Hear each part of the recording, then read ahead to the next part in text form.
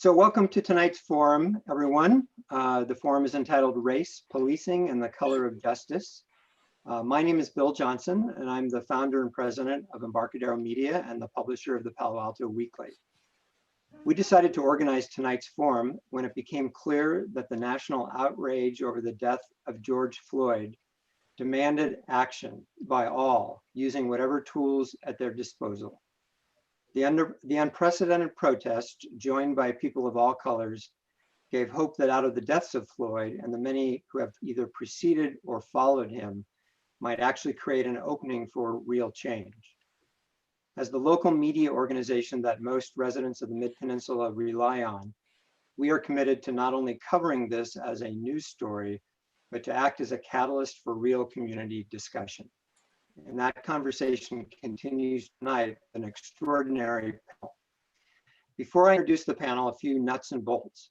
At about 7:40, 7:45, we will turn on your ability to use the raise hand function in Zoom to signify you would like to ask a question.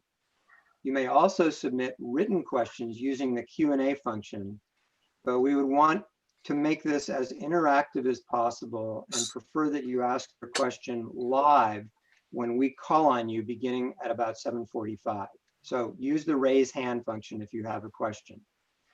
Please keep your questions and comments short so that we can get in as many as possible. And when we call you, your audio will be unmuted in order for you to ask your question and will then be muted again. This will help move things along and prevent anyone from holding the mic for too long. Please don't expect the police chiefs here to respond to questions about pending personnel matters involving their officers. They aren't able to do that for understandable reasons. So instead, try to frame your questions around policies, practices, reform proposals, anything other than specific questions about specific police officers. The panelists have graciously agreed to keep the conversation going until about 8:30, given the number of attendees we have tonight. As I'll explain again at the end, a recording of this forum will be available on the Palo Alto Online YouTube channel tomorrow, and that's assuming all goes according to plan technically. So with that, let me give brief introductions of our panel and then step back and turn it over to our moderator, Henrietta Burrows. First, Pastor Paul Baynes is the president and co-founder with his wife, Cheryl, of East Palo Alto's Project We Hope, a 21-year-old nonprofit that provides support for the homeless and poor throughout the region. Pastor Baynes also serves as chaplain for the East Palo Alto, and Menlo Park Police Departments, and for some 20 years has been pastor of the St. Samuel Church of God in Christ in East Palo Alto. Ron Davis served as East Palo Alto's police chief between 2005 and 2013, following 20 years with the Oakland Police Department. He left East Palo Alto to serve in the Obama administration as the director of the Office of Community-Oriented Policing Services in the Justice Department, a program that administered over $1 billion in grants to support local community policing activities. He also served as the executive director of President Obama's Task Force on 21st Century Policing, which produced a report that made many reform recommendations that I hope he will tell us a bit about tonight during the discussion. Winter Dellenbach is a Palo Alto resident who grew up in a segregated town where Latinos were forced to live south of the tracks. Later in Palo Alto, as a public interest lawyer for low-income people, she handled many cases of local housing and lending discrimination. Her more than 50 years of community organizing includes the founding of Friends of Buena Vista Mobile Home Park, which led to the successful preservation of the park, ensuring residents there would remain in their homes. Winter is now among those advocating for reform and greater accountability by the city and the Palo Alto Police Department. Bob Johnson was appointed Palo Alto's chief of police in January of 2018, moving all the way across the county line from Menlo Park, where he was chief for 5 years. Most of his career was with the Los Angeles County Sheriff's Department, where he worked for 27 years. Bob has been an advocate of community policing and was the assistant coordinator of the Regional Community Policing Institute, that's a mouthful, in Los Angeles, which provided law enforcement training across the entire Southern California region. In both Menlo Park and Palo Alto, he initiated community advisory committees to advise him on community needs and policing priorities and practices. Al Pardini has served as the chief of police in East Palo Alto since 2014, after serving with the San Francisco Police Department for 32 years. During his tenure in San Francisco, he oversaw many different divisions and served as interim assistant chief in 2010. In East Palo Alto, Chief Pardini restructured the 37-person department, implemented a community policing philosophy aimed at better connecting the department with the community. Chief Pardini credits this approach to a 60% reduction in violent crime and an increased level of trust of police in the East Palo Alto community. He's lived in San Mateo County for the past 35 years. Olatunde Sobomayan, better known as Tunde, is the founder and CEO of Street Code Academy, a community-based nonprofit providing free tech classes to communities of color. Street Code's mission is to provide its students with the mindset, skills, and networks needed to thrive in the technology industry. He also founded Team ESPIS, a youth sports program whose mission it is to use basketball to inspire growth, build character, and create community. He's active in numerous community organizations, including the Mural Music and Arts Project, Eastside College Prep, and Live in Peace. Last but not least, our moderator, Henrietta Burrows, is the founder of the East Palo Alto Center for Community Media, a nonprofit that she started in 2003 to help fill the city's information gaps. In 2006, under her leadership, the EPA Center for Community Media launched the East Palo Alto Today newspaper and website. Henrietta is an award-winning journalist who started her career in New York City as a newspaper reporter.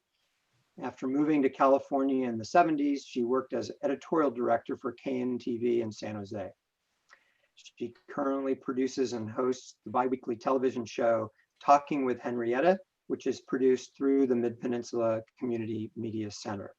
She received a BA degree in philosophy from Howard University and a master's in international affairs from Columbia. And in 1991 to 1996, she served on the Palo Alto Human Relations Commission. So with that, I turn things over to Henrietta. Bill, thank you so much. We're all here because our country is at a critical point, and we're aware of that, and we're seeking answers. And in this forum, we're going to be exploring possibilities. And so I'm glad we can all be on this forum together as we seek to improve the events and what's going on around us, and seek a better future for ourselves, our families, and our country. So I would like to start our discussion session, with a question for the panel. We've all heard a lot about systemic racism, and we all have some idea, our own idea, about what it is. So I'd like to ask each of you, what does systemic racism mean to you? And do you think it's at the root of some of the issues that the police departments, police officers, and communities of color are facing? So let me start with the panel in the order in which it was introduced. Pastor Baynes, how would you answer that question?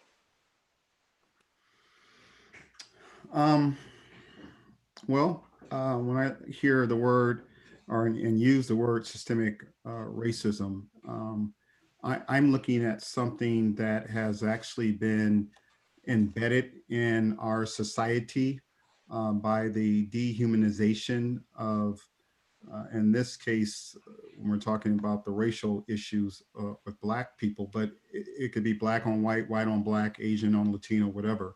It's set up in a way, it's a system that people are discriminated against. It really tears at the fabric of fair housing, tears at the fabric of a fair justice system, and food insecurity and things of that nature. It's set up as a system, and so we need to. Well, I guess that's what my thinking is.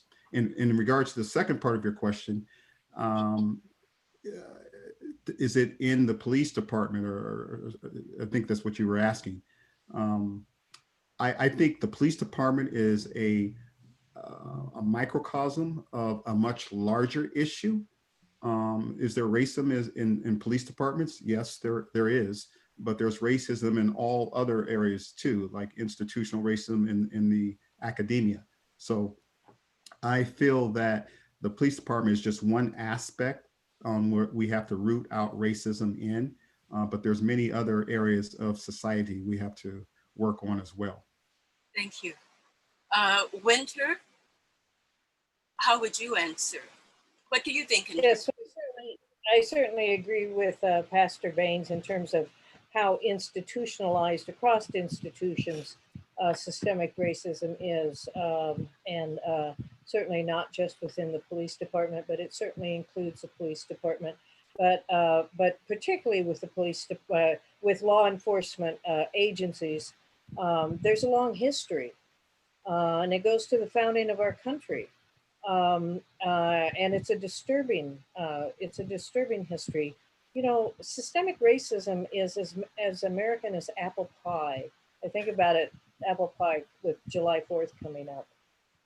It goes to our founding, our need to control slaves, our need to control Native Americans. We needed to get that ability and those systems in place very early on. And that legacy those systems got handed down. And we've continued to do that. And it's hard, it's so hard for many of us to see those systems, to see that apparatus underneath the kind of day-to-day, more obvious racism. It's hard to see the levers, the gears, as Mario Savio used to say those words. It's hard to see the apparatus because it's so pervasive. It's in the air we breathe. Unless it knocks you upside the head, unless you're amongst the 34% of Black males that are in prison, even though Black males make up 13% of the Black population in the United States, because it affects some people a lot more than others. There's been a zillion demographic studies that have absolutely shown that black people and brown people are just so much more affected by arrests, frisking, use of force, involvement with the criminal justice system than people than non-Hispanics, non-Blacks. So it's obvious that you would say that systemic racism is at the root of the issues that we now see with the police, because you cited some of them. So, thank you, Winter. Let me just say one last sentence. So it is not a matter of a few rotten apples. It is a matter of a systemic problem. And that would be what I wanted to say. And Palo Alto is not free of it because we're just like everybody else. So I just wanted to say that. Thank you. That's something that's very important to add. Ron? Oh, Ron, we can't hear you. Can you hear me now? Good afternoon. Yes, yes. I think the answer to your question is absolutely that there's systemic racism in law enforcement across the board, and it is at the heart of the challenge we have. And I would just remind you, from a management point of view, there's something we call the 85-15 rule. It's a Deming rule, that 85% of any organizational effectiveness is based on the systems that are designed and only 15% by the people. So when you have structural racism, systemic racism, a couple things happen. Good officers have bad outcomes, and bad officers get to operate with impunity. And so as we play whack-a-mole with the bad officers and don't change the systems, as Winter was alluding to, is very problematic. We have to keep in mind that police were, most of the systems that we use today, no matter how you structure the department, look at East Palo Alto, they're relatively similar to the same structure and design we did in the 40s and 50s. We policed this pretty much the same way. We policed for the same reasons, but we were designed to enforce Jim Crow laws. We were designed to contain and to oppress communities of color. So until we remove that structural racism, that systemic racism, then everything else we're reforming is we're putting just Band-Aids on the festering wound of racism. So it is at the heart and soul. And the more we realize that, the more we quit attacking individual officers, because every industry has bad officers or bad people. But when you have a systemic problem, that goes much larger than that. And that means that some of the officers themselves become victim to that structural racism because they're now forced to do, required to do, and trained to do those things that have a disparate impact on communities of color. So I think it's at the heart and soul of everything we're talking about right now. And that's why we need to reimagine policing and not just try to fix a system that's not broke. If I were to argue, my last comment would be, people say the policing system is broke. I say it is working as designed. We need to basically reconstruct it to make it something different than what it was intended to do. Thank you. Chief Johnson. Yeah, thank you. I just want to do a mic check. You can hear me okay? Yes, we can. Thank you, Henrietta, it's really a powerful question that you pose. And I agree with my colleagues. I have to admit that, and do acknowledge that racism is a problem that America has to resolve, even beyond our police departments and justice systems. You know, for me personally, I'm glad you kept this somewhat informal. I'll leave the formal definition to the scholars, but you know, for my career, as mentioned in the introductions, the vast majority of it has been centered around building and strengthening relationships between police and communities. And there's one important aspect of that attribute that I've always prioritized, and it's respect. And I've always, in all my commands, made respect an expectation that I've set. And I do so in three key domains that I think are important. One is that we respect everyone we come in contact with. Two, we respect the profession and we hold ourselves to the highest standard. And three is respect yourself and act in a way that you can be proud of. And, you know, respect starts at the top, and to have it become the culture, ingrained and part of the culture, you know, leaders who are striving for equal justice, in my opinion, have to examine, unpack, and mitigate our own biases, and then actively engage in the dismantling of the policies and structures that hold inequity in place, as been so well said before. My own training personally in compassion cultivation and mindfulness, I'm going to take a little different spin on this, has allowed me the space to explore ways in which I can recognize my own implicit biases. And I know you asked us not to read, but I would love an opportunity, if you'll engage me, just to read a quick passage out of a book that I feel is very important and relevant, even though it's not mindfulness or about bias in particular. But many of you have probably read this book, Blink by Malcolm Gladwell. And there's one point in there that I've always felt strongly about. And it goes like this: all of us have implicit bias to some degree. This does not necessarily mean we will act in an inappropriate or discriminatory manner, only that our first blink sends us certain information. Acknowledging and understanding this implicit response and its value and role is critical to informed decision-making, and particularly critical for those whose decisions must embody fairness and justice. And it's those two words, fairness and injustice, is what led me as the chief of Menlo Park to require every employee to attend mindfulness training, with the hope that we could at least be open to the realization that until we're aware of our own biases and we see others in an equal and non-judgmental way, we cannot see the common humanity that exists in our communities. And Chief Johnson, I hate to stop. No, that's fine. That's fine. I'm just very proud of this profession. Yes. So thank you. Thank you. Olatunde, can you hear us? Thank you, Henrietta. I hope you can hear me. I Yeah. will continue the tradition. It sounds like we all agree there's racism. Sounds like we all agree. It's the root of some of the racism we see in policing. I'm going to give a quick definition from Ibram. I want to talk a little bit about the root and then talk a little bit about the fruit really quickly. It is racist policies that create racist ideas. The Black community is no more violent than white or other communities. But when policies create more policing in their neighborhoods or longer sentences for activities that happen in their neighborhoods, then racist ideas form. It is up to policymakers to aggressively change this and for a better nation and for the future of our children.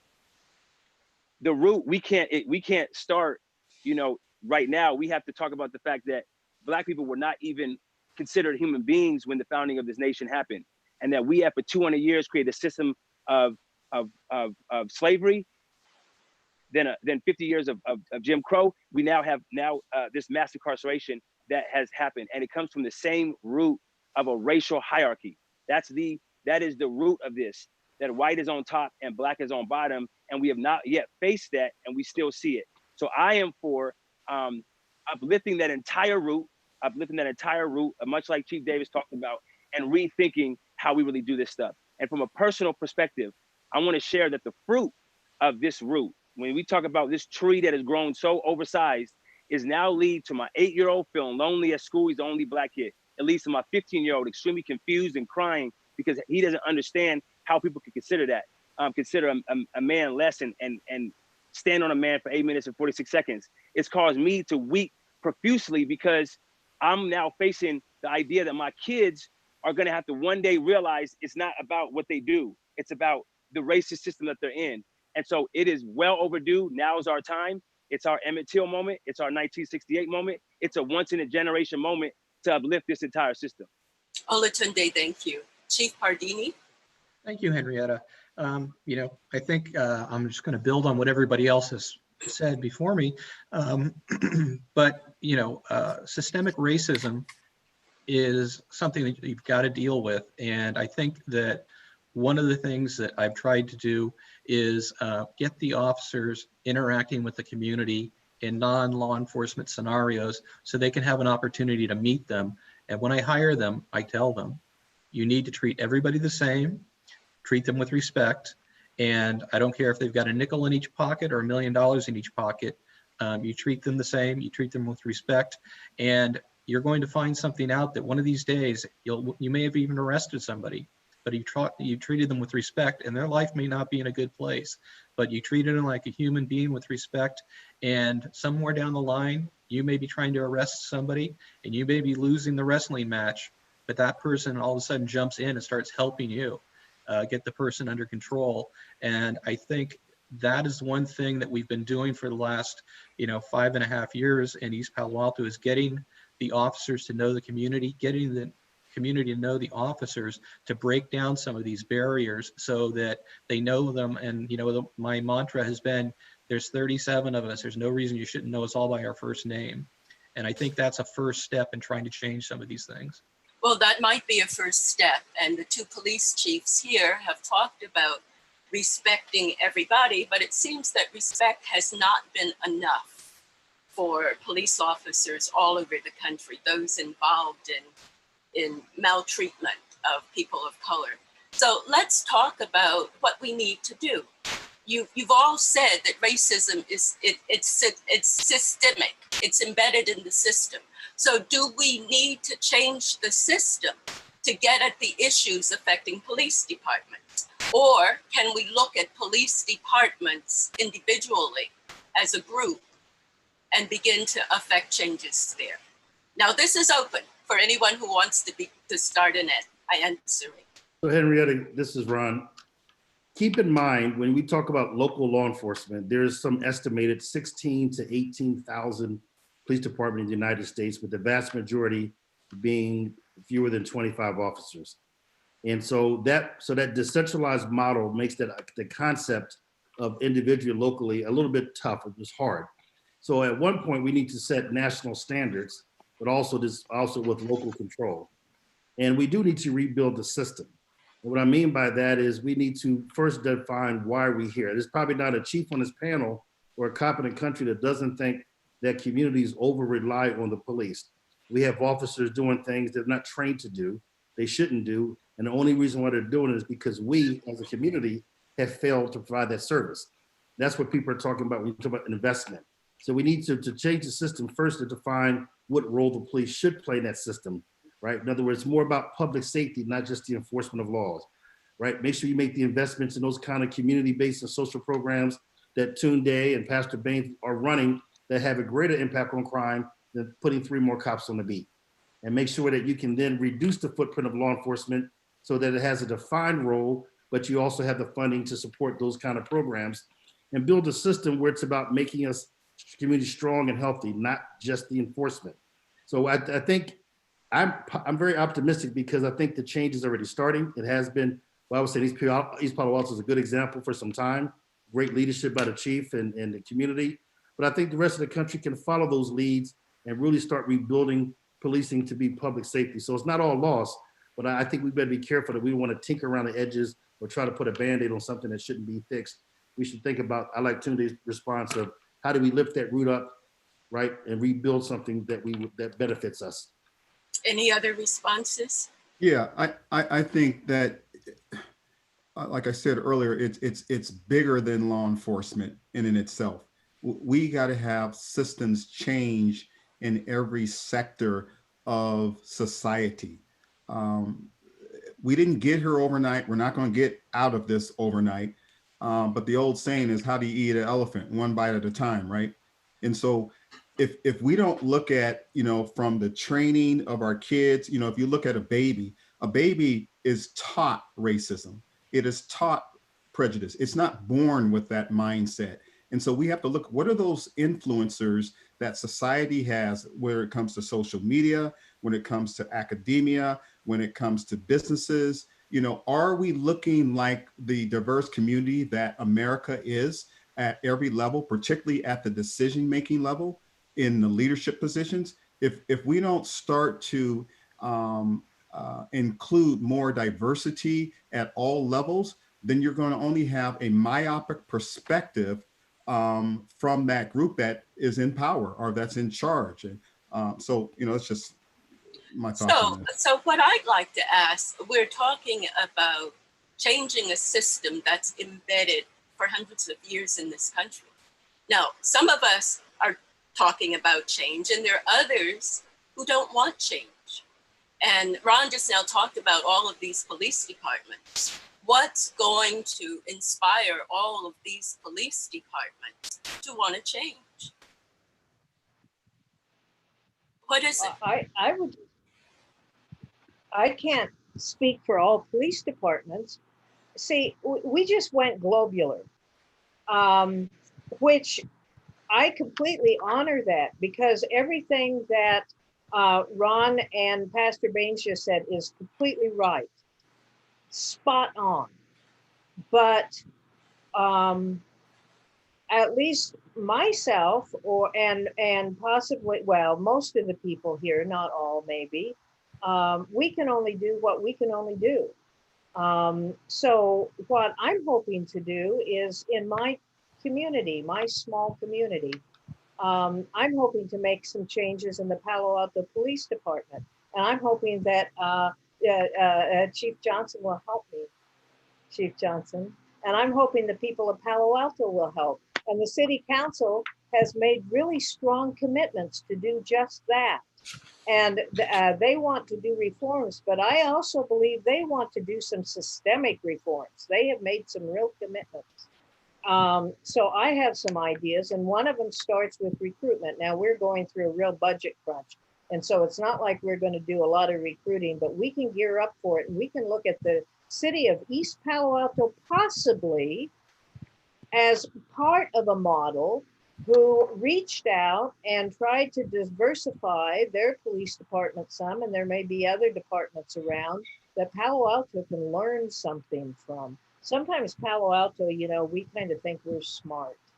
And we're not always smart in every way. And we need to diversify. And one of the things we need to do is we need to get more women in the department, because it turns out that women police officers have a whole lot of skills in a lot of ways that helps a police department to to practice policing in a much more high level way, it turns out. And we need to bring diversity in our department, and we need to do a program of recruiting that is pretty aggressive to bring that diversity in. That's one thing I want to do. I have some other ideas. Yes, so save some of them, and we can get back to them, hopefully. Thank you. Bill. Sister Henrietta, may Yes. I chime in? I would love to sort of echo the last few comments and try to weave in perhaps a thought. I want to give some inspiration to the folks who understand systemic racism is a problem, and it comes in two forms. The first is our response to coronavirus. The entire globe stopped literally overnight and created a brand new way of operating to work in tandem and to create change. And if we could do it for a virus, we could do it for something that affects human beings across the globe, right? Millions and millions of people in this country and across the globe are affected by systemic racism. We need to come together and change it. The second form of inspiration is what happened in right here, Stanford University down the street by one of the founders of East Palo Alto named Dr. Omowale Satterwhite, who on April 9th, the day after Dr. King was assassinated in 1968, grabbed the mic, and he wasn't no more than 25, 26 years old, grabbed the mic and read a demand from the BSU that had 10 demands. They had the attention of the entire student body and the attention of the whole country after Dr. King was assassinated. And Stanford gave 9 of those demands. And it allowed people like myself and others to come into a university that was a little more attuned to the racism before. And I think this is our moment to demand, what do we want to see as a people, because we can do it.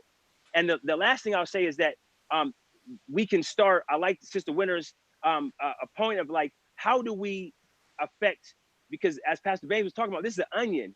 The layer, police brutality is just one layer. This systemic racism is all over the place. And so how do we have in the middle of Silicon Valley, a community of talented people that I'm sitting in right now, and there are 4,500 homes of Black and brown people who do not have a laptop. And we're surrounded we're the one city between Facebook and Google. That is a lack of political will to address an area of systemic racism that exists. And then we can go on for housing. Olatunde, it's a lack of political will on whose part? On people who have the resources, on all of our part, right? If the apathy that has now begun to turn over, right? There's a turnover when people are now marching and participating, but that turnover to march now has to turn into action. It's a real action. Okay, so let's talk about some action steps. Some people have come up with 8 can't wait. And that's a series of 8 steps that police departments can take right now to begin to bring about the changes that some of us are talking about, like banning chokeholds and strangleholds, requiring de-escalation, requiring warning before shooting, requires exhausting all alternatives before shooting, a duty to intervene, banning shooting at moving vehicles. So what do you think of starting with 8 can't wait? So Henrietta, this is Ron. It's the 8 Can't Wait campaign. I believe it's the Color of Change that launched that along with Campaign Zero. It's a good start. I would say in California, we started that a little bit earlier with AB 392, which most of those provisions are, yes. Right, that's already in there. So the part of that is you start by setting those policies, and that's good. And you start making sure that force is a last resort, that it's necessary, that it's proportionate. Within the field, we call the PERF 30, Police Executive Research Forum, where you start learning how to create time, distance, and cover. I think the key to that, the number one thing that's not in the 8 can't wait, that what every chief knows about is the first part of the use of force policy should be the constant reinforcement that you value the sanctity of life. That is not whether or not you can shoot, it's whether or not you should shoot or use deadly force, right? And so the more you get people to value the sanctity of life, the more they'll find alternatives to the use of deadly force, the more they'll slow things down, de-escalate, because you value that life. What shocked the country when watching 8 minutes and 46 seconds was not just the brutality of the moment, is you know how much you have to devalue a life to sit there for 8 minutes and 46 seconds while you're killing somebody? That means that person was dehumanized. That's the part of the structural racism that's there. So I like the 8 can't wait, but it's a good start. But I think we in California, to our credit, have that pretty much covered with AB 392. I don't know if the chiefs agree with me on that one. No, well, first of all, I will always agree with you, sir. So We're going to hold you to that. oh, he knows it. We go back further than people would imagine. But I would like to comment on that because there's a couple of things, and just briefly go back to your prior question: is how does this begin? And I would say what's really profound right now is the energy among the community and the quickness that things are happening, unlike any time I've ever experienced in my career.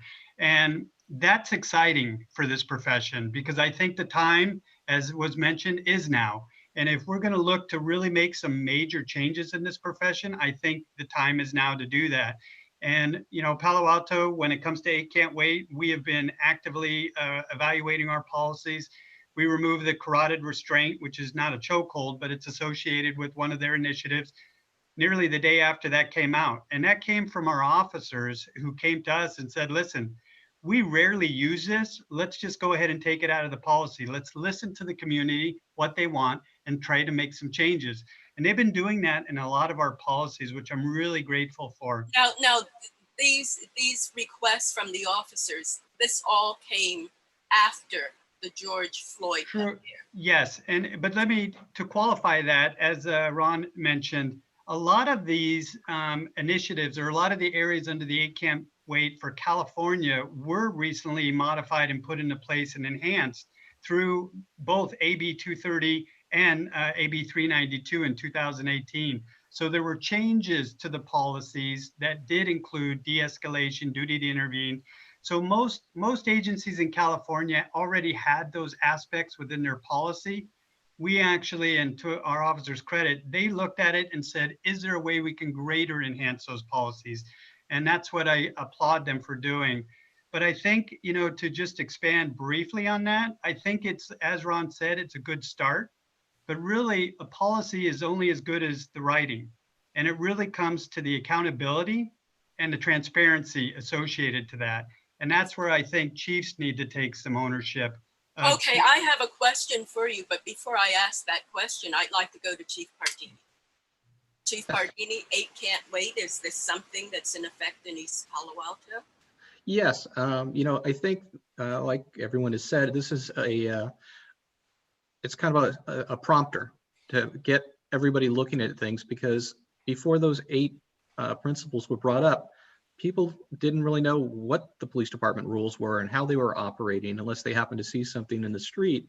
And you know, I looked at the 8 different items and ended up immediately meeting with the police union and taking the carotid restraint out of our use of force policy. We looked at it and I was like, we haven't used it since I've been here. We looked even further back, and then one of the officers goes, I think the last time was around the year 2000. So I'm like, we didn't use it. We don't need it. It's not, it doesn't look good. There's other things we can do. But to the officers' credit, the one thing they said is, we are worried because we're taking out another less than lethal opportunity to get someone under control. So to their credit, they're thinking we need, and I agree, we need more different ways to get people into custody without using lethal force. And this is going to be the tip of the iceberg going through those 8, and there'll probably be another 8 that'll come up behind them. Winter, you had a few more ideas that you said would bring about change. And you mentioned diversity and hiring more women and recruitment. Is there another one? One of these things are, I don't think that they're entirely peculiar to Palo Alto. I think it's a common thing. Police unions can sometimes be obstacles. In fact, I think it's very widely understood that police unions are obstacles. They are very protective of their members. And to a certain extent, that's understandable and okay, but it also can be obstructive when they're so protective of their members that it can be a barrier to transparency and even obstruct misconduct. It can interfere with accountability. It can be built into a contract. Our city council, of course, approves labor contracts. I've looked at the current contract that our police department has with our city. And in fact, there's portions of it that deals with personnel issues. And there are clauses in it that are really quite disturbing that the city agreed to, and the city really stops needing to actually build that into contracts, and it's coming from the union. So Sure, no. Yes, go on. Yes. You can finish the sentence. Well, this is not news, and every former and current police chief knows what I'm talking about, and this is widely understood as an issue. In fact, the head of Palo Alto's labor union wrote a letter to our mayor, admonishing him for promoting the 8 Can't Wait reforms earlier this month. So it's an issue, and I would like for us all to be on the same horse, going in the same direction, rather than at odds about sensible, needed reforms. And certainly 8 Can't Wait are sensible and needed. I think we should all, it's good if we can all be going in the same direction, but I would hate to think that we're all on one horse. And having said that, yeah, poor horse. Yes, poor horse. This is now, we have 1 minute to go, and rather than raising another question, and I would like to get to Bob Johnson in terms of transparency, we have audience members who would like to ask questions, and I think this might be a good time to bring them in to ask specific questions of each of you. So Bill? Yeah, let me explain to those that may have arrived late that if you have a question that you'd like to ask, we're going to take most questions live. So if you raise your hand, we will try to get to as many questions as we can. In the meantime, during the course of the last half hour or so, there have been a few questions that have been submitted in writing. And I just want to throw out a couple of them that perhaps the chiefs could address, because I think they primarily are aimed at them. One participant asks, what processes are being used currently to identify racist police officers? And what is the process for removing those from the force and ensuring that they don't move to another force? Okay, I'll start, unless you had an order of that.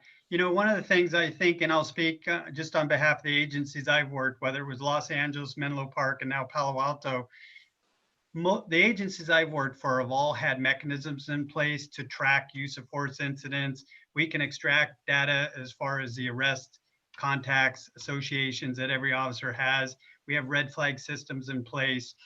Where it gets interesting is, you know, there gets to be a point where you maybe flag somebody and you realize that they need maybe further training or even a tracking mechanism that could be passed on if they decide to leave an organization. And that's something that's being looked at the state level to see, and even at the national level, I think Ron could probably speak more on that, is putting mechanisms in place. That's one of the current platforms, is looking how we can track officers who have a history to ensure they don't go back to another agency or go to another agency. I have not met a chief in my career that values or appreciates having to hire back an officer they've fired. That goes into some of the structures that are in place that are very difficult to disentangle.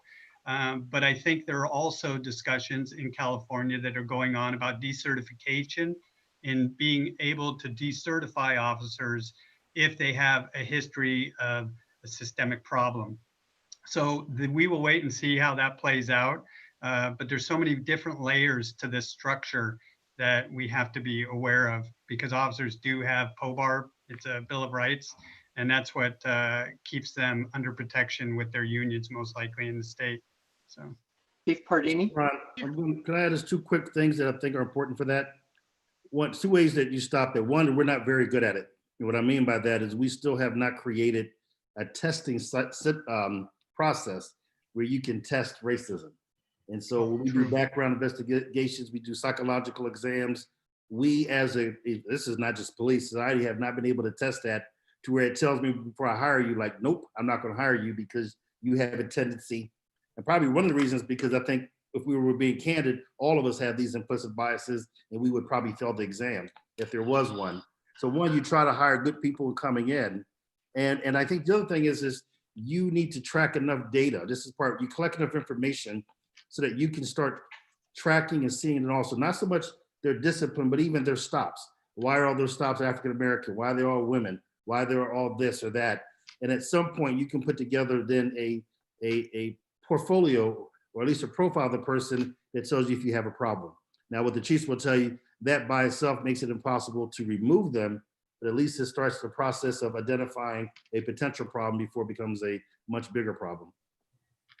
Yeah, and I'll just build on that I think it would be a good thing to have a national tracking system, but at the same time, we do have some systems in place, so we're not completely asleep at the wheel, in that if an officer from Palo Alto wants to come over to East Palo Alto, they don't fill out an application and we just give it a look over. They have to sign a waiver to open up their personnel file at Palo Alto for us to go over and read every piece of paper that was ever written about them, so that we get a snapshot of what was going on at Palo Alto.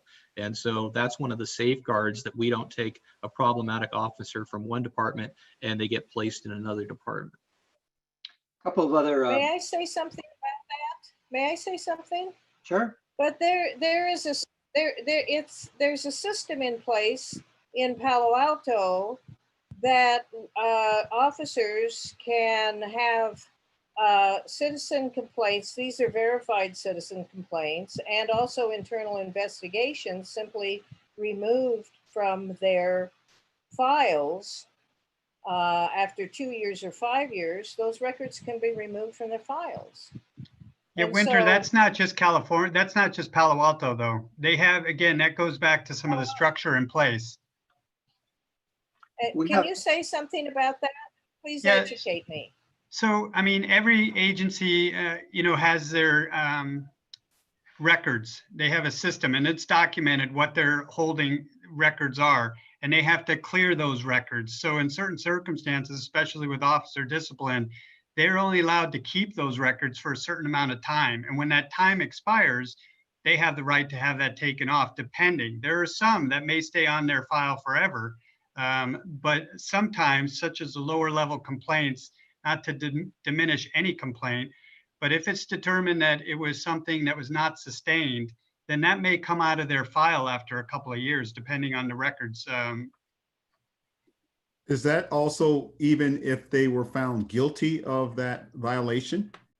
So there are some, not all, but there are some that come off of records, they get purged out of the system. So it does happen. And I can't speak for Al, maybe they have a different system in Palo Alto, but even, again, the agencies I've worked for, almost every agency had a records table. And when that time frame came up, just like we do when we hold body camera video, we only keep it for a couple of years. And then if it's not involved in a criminal complaint or a prosecution, it gets purged out of the system. Yeah, and we're following a similar path with it. It's part of the state law, Government Code 3300, the Peace Officer Bill of Rights, where after a period of time, an officer can make a request to have something removed. And so some of that stuff will disappear over time, but if you've got a problematic person, there's going to be a paper trail that's kind of consistent. So they may be able to erase something that's 5 years old, but there's going to be something between year 1 and year 4 that's in there. Well, would either of you chiefs support changing the state law to not allow that practice? So I'll just chime in. I've really been an advocate for transparency and accountability my entire career. And so, even when I was at Menlo, we were the first agency in San Mateo County to put the entire policy online. And I hold my officers accountable, but there has to be a system that's designed, and this is where it gets complex, to where there's a balance and there's a fair due process that's associated with it. And again, it's such a complex structure that to disentangle it on a statewide or even national level is going to take some work. It's not going to happen overnight. Let me push back on that just a little bit. And I understand what you're saying. I think the answer should be yes. This is one of those structures that, although it had an honorable intent, has had a very damaging effect. And so there's one thing about what's fair is that you should not use discipline from 10 years ago to keep penalizing from someone that made a mistake. They should have the ability to learn from their mistake in a career and keep growing. But the idea that you would destroy a record from someone that has given so much enormous power, the power to take freedom, the power to take life, there's no complexity with that. It has to be as transparent and as open as possible, and making sure the officers have due process. So part of this reimagining, or part of the challenge, is not that the union is an obstacle. I disagree with that. The union has a job to do, like any other union, they do it very well. But some of the union contracts and the Police Officer Bill of Rights become the obstacles. Yes. Not the people, it's the outcomes. But I blame us because we have to vote for it in council. We have to support it. It's not done by itself. So we all share in that blame. So Bill, I'd like to ask a quick question of Chief Johnson, if I could, because he's a real advocate, at least for transparency. And yet there are groups who've been trying to get the police to release tapes and documents related to a very serious case right now in Palo Alto. And it's been more than a year and a half, and the police department is refusing to open up those documents and release the videotapes. Yeah, so just for clarification, it's not a matter of refusal, it's a matter of state law and SB 1421. So again, there's so many layers to the rules. It's easy to see, and I definitely understand the perception that it looks like we don't want to release things, but that's not the case. It's just state law that officers, evidence that we capture, if it's involved in a complaint, if it's involved in an investigation, it needs to stay sealed for all parties involved until that case has been resolved. So how can the case be resolved if the materials stay sealed? Doesn't the lawyer of the person involved have a right to see the materials and show it to the client? Well, as you know, in a court of law, yes, that's true, and they get all the material. So there are times where, again, I can't get into individual cases, but you're absolutely correct. There are times in a criminal case where all parties have the material, whether it's evidence or just part of the discovery. But when it comes to complaints, again, if there's video, and many agencies have adopted body cameras, and that's become one of the primary requests to the public is to obtain body cameras. As you know, there's new law in place that really does require us to release footage within a certain time frame for specific incidents, especially officer-involved shootings. Other things that fall under 1421 is, yes, if it's not involved in a complaint or an investigation, or there's an extenuating circumstance, we will do everything we can to release that. We have no reason to hold it. But those are processes that go through the system. And until the city attorneys agree that it's okay to release it, sometimes the police department is bound by it. It's not always the police department that's saying we don't want to release it. So, Chief Johnson, that gets right back to, again, systems change. Yes. If we don't deal with the systems, everything else we do will be short-term, short-lived, and we won't really address the systemic part of why we're here today. Also, yes, but may I say one other thing about this, because I have read very carefully the Palo Alto Police Department's policies about records. And there's 2-year release. These are complaints that have been verified. They have found to be complaints that are good complaints by citizens, and internal investigations that have been confirmed. These are not trivial. These are serious complaints. So after 2 years, those citizen complaints can be removed. after, and internal complaints also can be purged after, I think it's 5 years, or maybe It's 6 the other years. way around. But the 6 years. but the point is, they can be removed. This is wrong. This is not, this is serious. So if you're trying to if you're trying to make sure you're not doing lateral hires for misconduct, if you're trying to track a record, this is not good practice. So there are some state laws in place, but it doesn't necessarily prevent what we're talking about. Some of this can be changed through policy change. Some of it can't, but some of it can. So I just want to get that said. Miss Henrietta. Thank you. No, thank you, Winter, for those comments. And I want to take another look, right? Because we're looking at particular cases in Palo Alto, but I'm not a policymaker. I am not an expert in this. We have a small nonprofit here that does technology training, but I want to take a look just at kind of like what it looks like from the bird's eye as a normal citizen, right? Here are some numbers, right? We got 2.3 million people incarcerated, largest in the world, right? We're incarcerating people faster and longer. We got a third of Black men born in this century that are predicted to be incarcerated. We have, and this is what to me pains me about the dynamic we've just been talking about in two particular ways.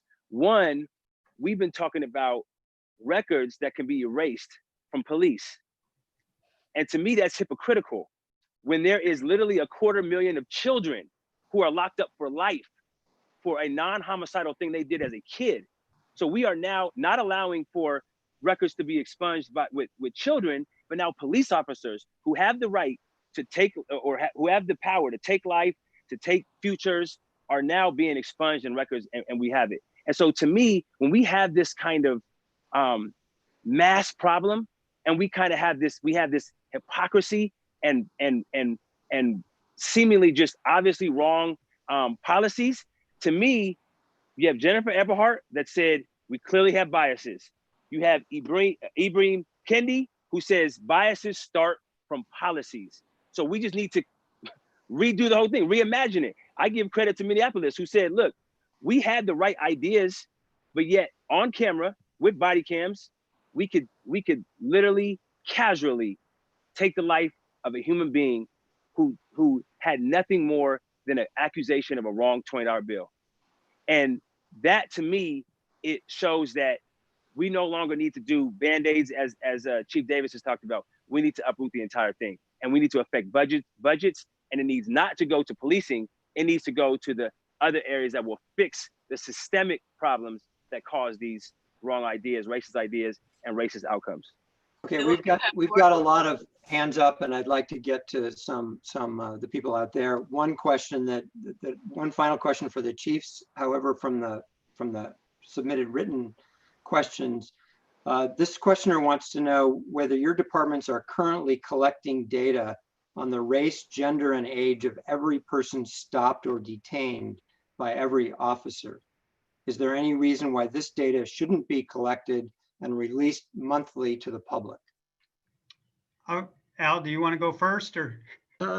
You know, we are not currently collecting it by state law. We will be collecting it pretty soon. And I'm working with the entire San Mateo County police chiefs and the sheriff to put together a unified tracking mechanism where we can collect all of that stop data. And I think Ron can probably chime in and give a little background on that.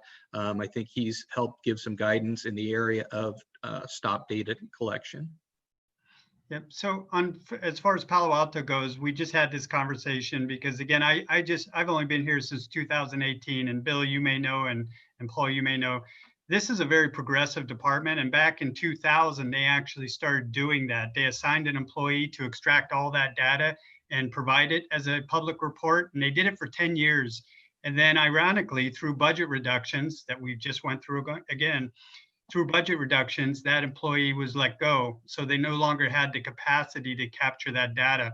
But to Al's point, Chief Cardini's point, AB 953, which was implemented in 2015, actually requires all agencies in the state of California to start capturing that exact data that was asked of. race, data, contact information, search information. So that will be a mandate. And for a department of our size, we were required by mandate to have it in place by 2023. Our hope is to have it in place much sooner than that, but it requires some infrastructure upgrades, and that's what we're currently in the process of doing. And those will be made public. Bill, the challenge is not going to be the data collection. I think the law will address that issue. I think the chiefs are right. We should be collecting the data. It really is what you're going to do with the data. And I think what I would really focus on for communities is, one, put out the raw data so you have open data, right? In other words, let the community see what the raw data is, let them do their own analysis, but partner with academia to really determine whether the data is pointing to some type of bias in your system, whether you are inadvertently having negative outcomes, may not even be aware of it, or you may be. Maybe you have that one also that is skewing the data. But this is the part where law enforcement is going to have to go out to Tunde's and to Paul Baynes and to academia and work with the community to not just collect the data so that it doesn't. I fell for this. I collected the data at one point as a chief and realized I got 1,000 forms sitting there and no one to analyze it. So that was basically useless. So that's not good either. So I think the way they're talking about it right now is find someone to help you analyze that data, but put it out there to the public, raw data, open data, so people can make their own opinions. So, okay, we're gonna, Bill, can I just one point on that? You know, Chief Davis is being very humble because he was the fundamental in making sure that happened while he was working in the COPS office with the police data initiative that was proposed under the Obama administration. Palo Alto, as well as Menlo Park, and Palo Alto still provides data into that initiative, even though there's only 130 agencies in the country out of 18,000 that provide data into that. And that's an open data source. So you can go right onto our website and see that we still contribute into that. We also feel very, very serious about looking at our data internally, especially over the past 5 years in regards to our use of force. And one of the pieces I would like to share that I think is important is when we looked at that, just our data over 5 years, we've had 68 uses of force for the city of Palo Alto. And out of that, 68% were as a result of a call for service from the community. So the officers are doing what we pay them to do. And I think there's also some value in looking at why people are calling the police office, the police department, to go out and respond. Because that's kind of an alarming number to see that we're having so much use of force based on calls for service. So it's something we're actively looking at and we'll continue to look at. okay, we're gonna go to Barry Haskell, who's got a question. Barry? Hi, just an aside, more or less. Racial inequality is very hard to separate from economic inequality. I may sound like Bernie Sanders, but let's admit straight away that the American capitalist system has not distributed its benefits very fairly. There's no easy fix, but I do have one small suggestion. Let us quadruple the earned income tax credit. Quadruple the earned income tax credit. That would go a long way to fixing a lot of people's problems. Thank you. Goodbye. Thank you, Barry. We're going to go to John Richter. John, are you still out there with a question? I'm here. There's a few percent of some bad cops, and there's 90-some% of good cops, and we got to train our police to be like the good cops. But you guys have some extraordinary examples of that in your forces in Palo Alto and East Palo Alto, and I'm wondering why you don't use those. This is what it looks like to be a cop that has the confidence of the people. A couple of years ago, every year we give an award called Angel Award to the community servants in our, and a couple of years ago we gave it away to a policeman. His name is Dwan Green. He got the confidence, so much of the confidence of the youth in Palo Alto, that when they were in trouble, they would call on him, and he's credited with saving lives. I mean, that's just that. Other ones that other police that support the Camp Everytown and diversity training up in Santa Cruz Mountains. But when those kids come back down and give their life-changing stories, and they see this guy over there in this uniform that was a police, I can't believe that was a police up there. you've got some examples that you could use internally and externally. Why don't you do that more? Thank you. Linda Lenoir, do you have a question? My question. Thank you, Bill. Oops. You're going to need to turn your volume down. All right, I'm doing it. Can you hear me now? Maybe she can write the question in the chat box.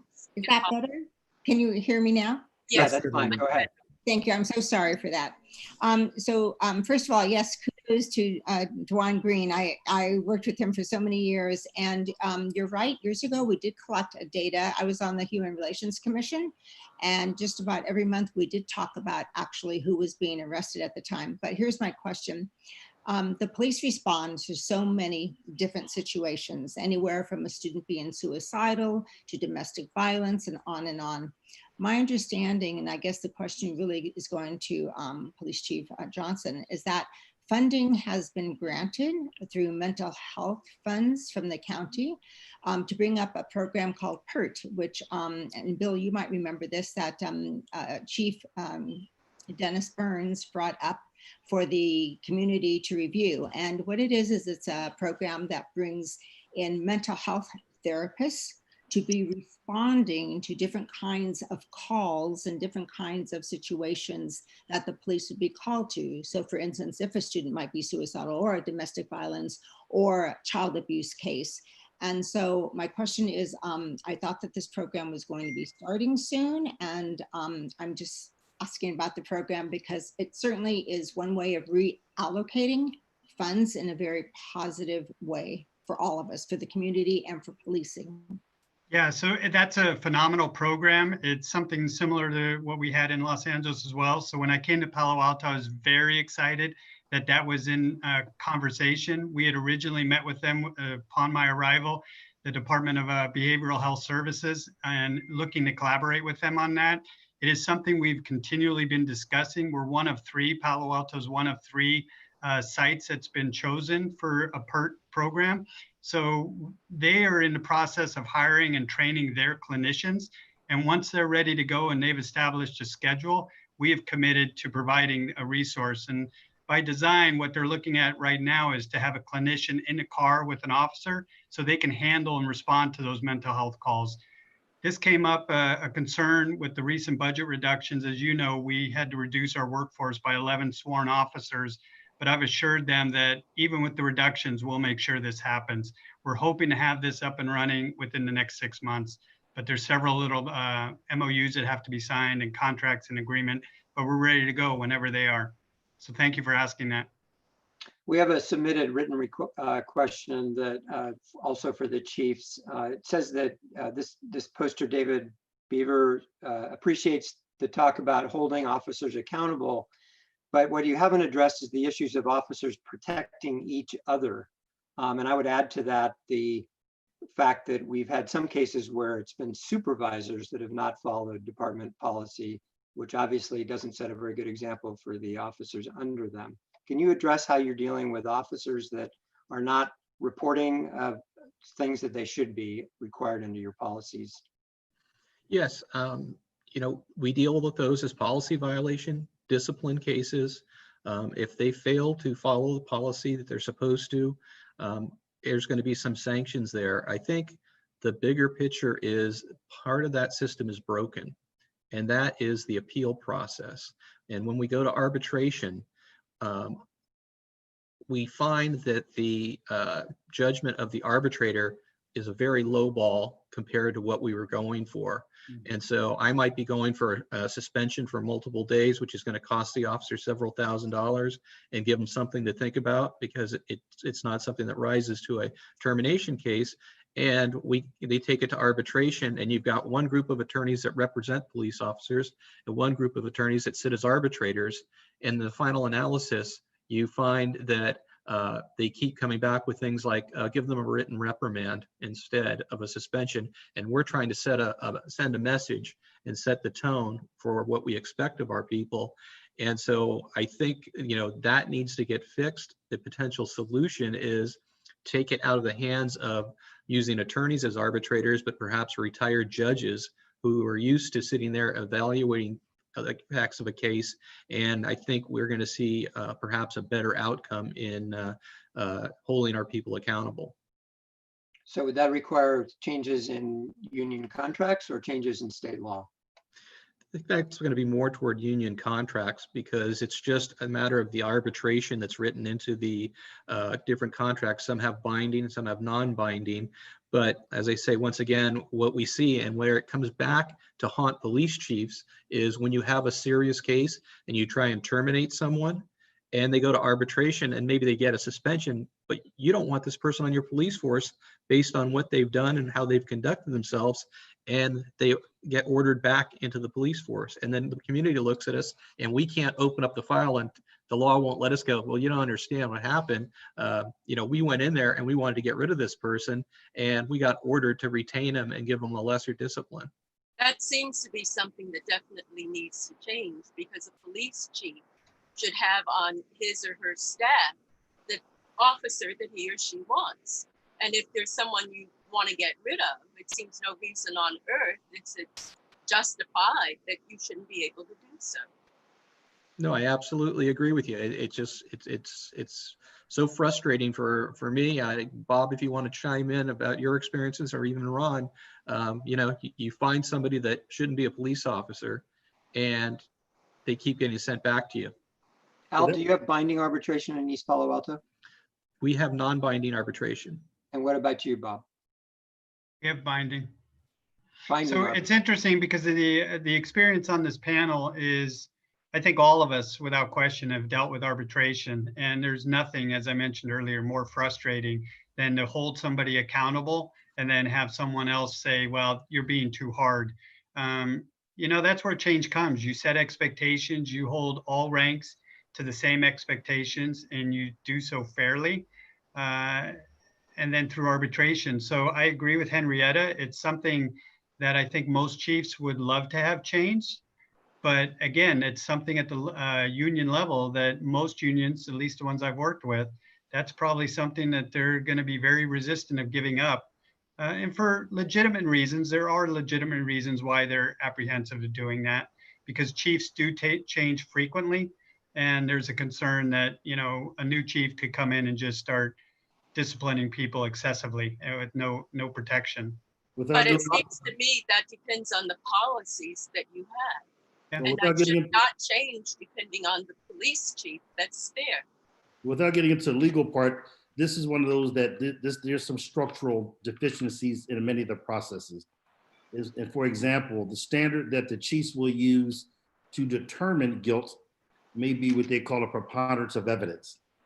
The quantum of proof that an arbitrator may use may be different or even higher. So by its nature, the chief's already losing before the case even starts. So there's a lot of nuances involved with this process, and whether you have advisory. Now the arbitrator, depending on the system, there may be financial benefit for splitting the baby. In other words, they need to get asked back again to maintain their employment as arbitrators. And so there's some problems with the system. One, besides being binding, which should not occur, so that's reform is needed, right? And it should not be that an arbitrator, they should be able to use the same standard of proof and be able to take a look at the chief's decision and see if it was unfair, was it biased or discriminatory? If not, some of the stuff they look into right now is just, there's no way you could ever sustain a termination. So I know what the Chief Cardini and Johnson are going through, but that's one of those areas that the community, Winter and the people like that can really help, because when you start negotiations, put that on the table for reconsideration. It's going to be a heck of a fight, but it's going to be worth it if you can get a good appeal process that's fair to the officer, but not an obstruction to the constitutional policing. Okay, we're going to go to Arthur Keller with the next question. Arthur? He's muted. You need to unmute. Okay, we'll come back to Arthur. Margaret McAuliffe, are you there under the question? Please unmute yourself. What I've heard has all been very interesting, but it's mostly been reactive. Like, here's a bad situation, what are we going to do to address it? I'm looking for proactive things, and I do have some suggestions. Winter suggested one, which is having more women. Absolutely vital. There's no reason why the predominant should be men. And also there should be an even white versus non-white. So I'm wondering, what are you doing to recruit young Black men into the police department? And I notice, we all know, high unemployment among young Black men. A lot of them are nice kids, just not given a chance. Who's going to those kids and trying to help them train themselves to become police officers?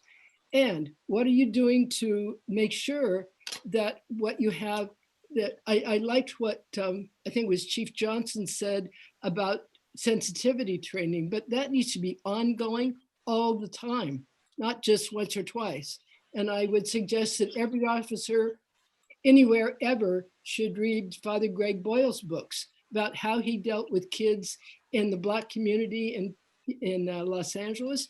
There are lots of ways, but I'm not hearing them. Personality assessment, to begin with, there's Myers-Briggs, there's a lot of other things. You can't say there's not a way to do that. There is, and you just need to keep looking for them. And the other thing is, I wish I could contact Henrietta Burrows. You're with the Media Center, I believe, Henrietta. Can I just send you an email there? Yes. Okay, thank Yes, you very you much. can This is a send it wonderful there. program, except that you spent a lot of time telling us stuff we already know. We already know there's a problem. We need to talk about solutions. Thank you. Our next person is Stacy Aravallo. Stacy? Hi. Ron Davis and Tunde and maybe some others mentioned reimagining policing. So for each panelist, what does reimagining policing mean for you from the perspective of your current position? And what would you like to see from us community members to accomplish this? Thank you. This is Ron, and thank you for the question. I think what I would like to see is the police and the community together sit down in a very collaborative manner and identify a couple of questions. What role do we want the police to play in our society? What does public safety look like in our community? And what are the best services? In other words, we have a finite amount of resources. How do we allocate those resources to achieve the best outcome? That may look different in community, but if they do it together, then you're reimagining it. And I think that's a good way to start. I absolutely love I love that question, and I'm happy to speak to it in this way. It's hard to there's an echo going on, but it's hard to think that we are in 2020 with 8 Can't Wait addressing how to save a Black man or whomever from getting killed by police officers, essentially. And so it seems like that's a floor. We need to be thinking about a ceiling.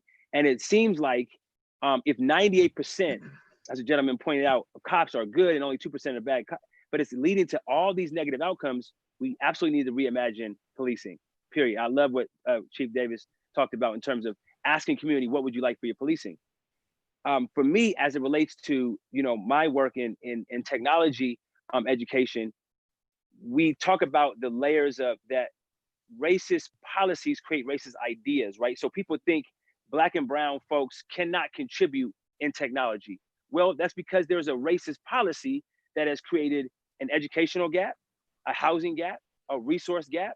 And so now you have people unable to perform in the full potential, and then people assume, oh, they're just not good at performing in tech. So we have to address, right, what are those core elements of racism? And it won't happen until we address the fact that, look, we are absolutely racist, the way we school, the way we house, the way we educate. Like, these are all areas that need to unpack the policing. And I just hopefully gave one example of how you could do it in technology education. Yeah, and if I could just chime in, I think one of the programs we have in East Palo Alto that's near and dear to my heart that I started a few months after I got there was the Community Service Aids program. And I call them the kids, but they're adults. they're over 18. They're usually about 20 years old, but and very quickly, I hire local kids. They go out and do community events and parking enforcement. So they have to deal with the nice things about community events, and they have to deal with the controversy of giving people parking tickets or towing their cars. And the greater goal there is I'm developing them and evaluating them. If they show they're mature, responsible, and want to be a police officer, we usually have them around for about a year or more. And when a vacancy comes up, we test them for police recruit. We promote them to police recruit. We pay them a salary. We put them through the academy that most of these kids would never be able to do because the academy is 6 months. And how do you survive when you don't have a paycheck for 6 months? And so we are developing the local youth, and they are becoming the police officers in our city. And the community is going, I know that kid. I saw him grow up here. Yeah, to go to Al's point, you know, we did the same in Menlo Park. When I got there in 2013, we started using that as a hiring factor, and a factory really is what it became. Is you bring them in these entry-level positions, and the reason they loved them is because it gave them some flexibility because they were going to school. We really promoted them to continue their education, and it built that relationship between the community members and the organization. And if they decided they want to continue their profession in law enforcement, we would have them do the same thing, whether it was parking enforcement, up to community service officer, ultimately sending to the academy. And each and every one of those individuals that we brought through that process turned out to be outstanding contributors to the organization. And in Palo Alto, when I got here, that is a program that had been abandoned many years ago, but we resurfaced it, and we just started doing it again. And unfortunately, we're in this time where budget reductions are going to impact us and almost set us back a little bit. But that's another program we're really committed to doing because I think it really helps us. The other point I'd like to bring up that Henrietta and Winter brought up is gender diversity. And I think, you know, we as an organization, I say we, law enforcement, we have to look at how we staff police departments and provide some more flexible models so that females or anyone who wants to have a little more flexibility so they can have that work-life balance can do so. Because I know recruiting females right now over probably the last 5 years has been pretty challenging for the profession as a whole because it's such a strict regimen and a commitment to the service because of long hours that most organizations have for shifts. It's usually 11, 12-hour shifts.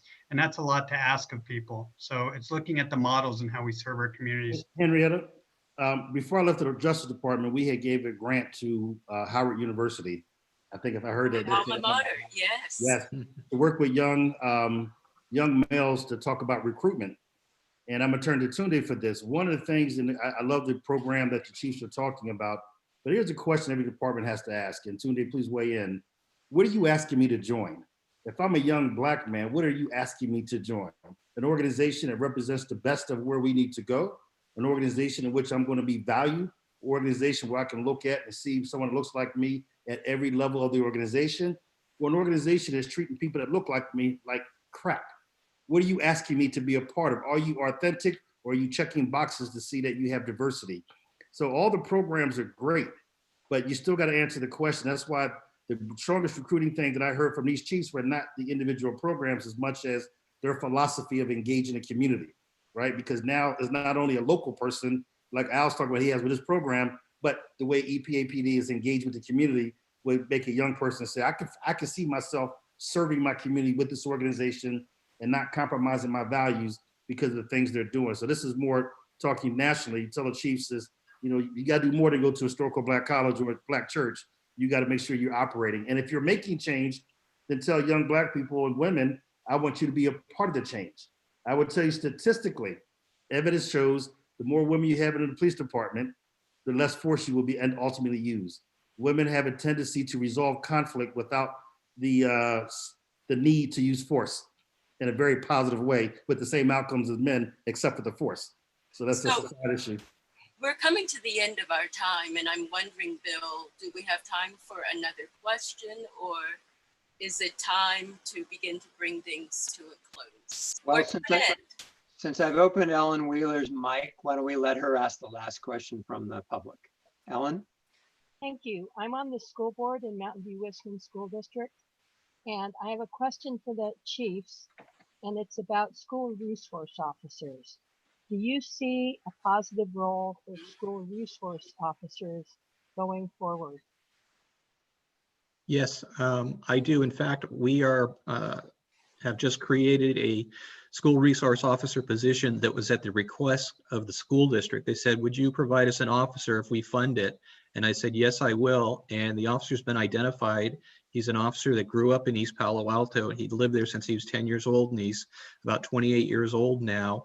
And the role, when I talk to the council about approving the position, is I go, a school resource officer is a police officer, but when they're working in the school, they transition more toward the social worker part of it, because the lion's share of what they're really doing is they're working with the students, they're working with the staff and gaining their confidence.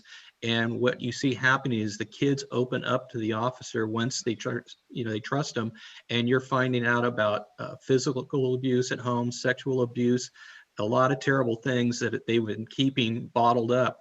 And seeing that same officer every day at school and having some casual dialogue, they start to trust that person and they open up to them, and you find out about some terrible things that are happening to them that you might not have found out about if the officer wasn't on campus and approachable.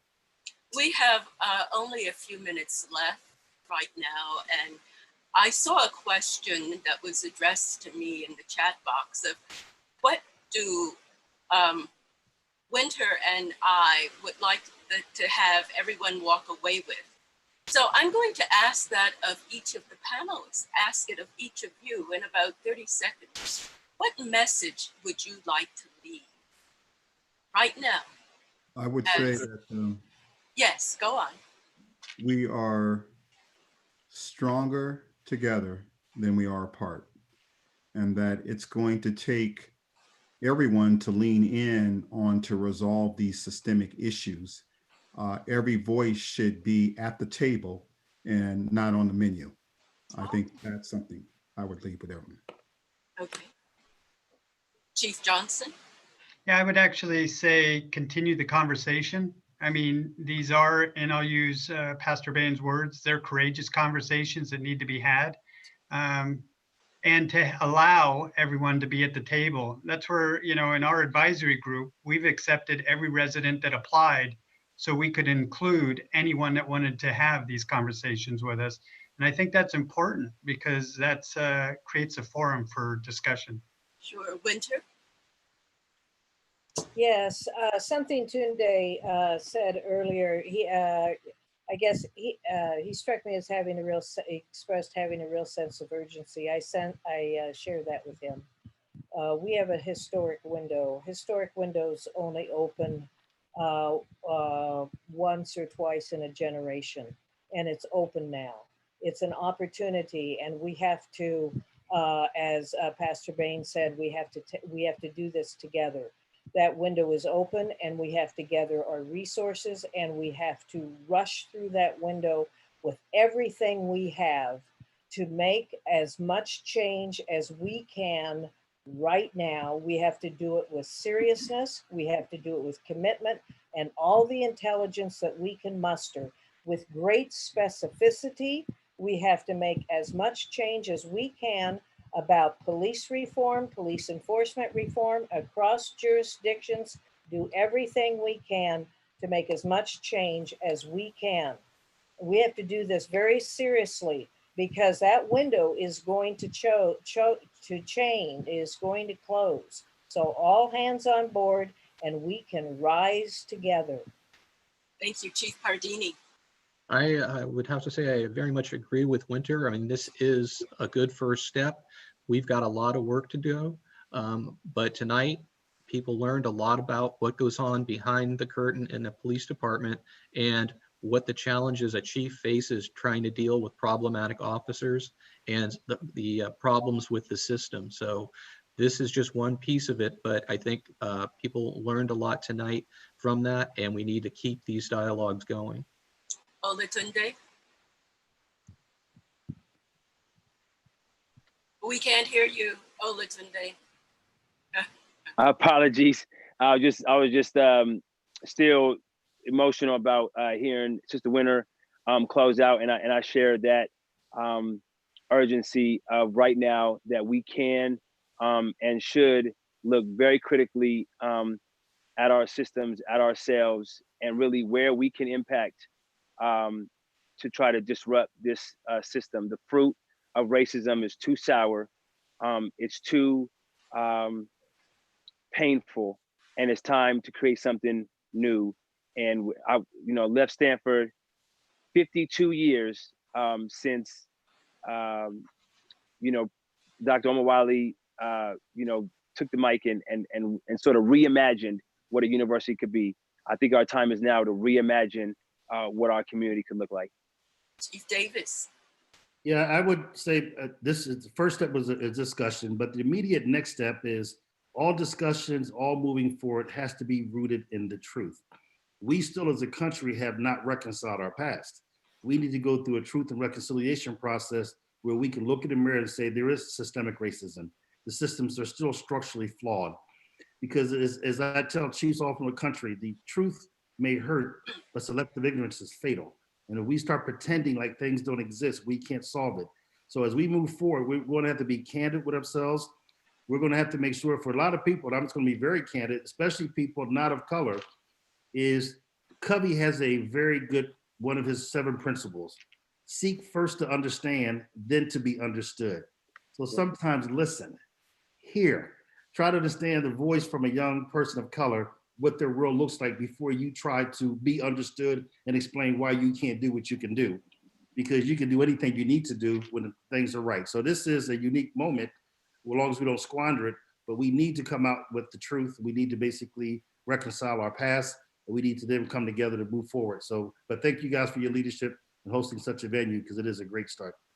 Well, I'd like to thank you, each of you on the panel, for sharing all of what you've shared and for your final reflections. And I'd like now to turn it back to Bill. Well, I would just add my thanks to all of you for your participation tonight, and also to the hundreds of people who have been listening to this conversation. I think we're all trying to get our arms around a very difficult problem, and I think this is a good start. Our organization is committed to shining a light on these issues and helping our readers and community leaders to be agents for change as we move forward. I do want to make one plug for an event that we're holding next week, related but different. We're hosting a conversation on issues of racial inequities as experienced by Black restaurant owners. That's next Wednesday, July 1st from 6 to 7 p.m. Our Palo staff writer, Elena Cadvani, is going to be hosting a conversation on Black food matters. And she'll be talking with 3 Black restaurant entrepreneurs about the Black Lives Matter movement and their experiences as business owners on the peninsula. So if you are interested in continuing this in that realm, you can go to Palo Alto Online or Eventbrite and search for Black Food Matters. So tonight's forum has been recorded and will be viewable tomorrow on Palo Alto Online's YouTube channel. Again, thank you for our panelists and our moderator, and for the many of you that are out watching. Good night. Thank you. Good night.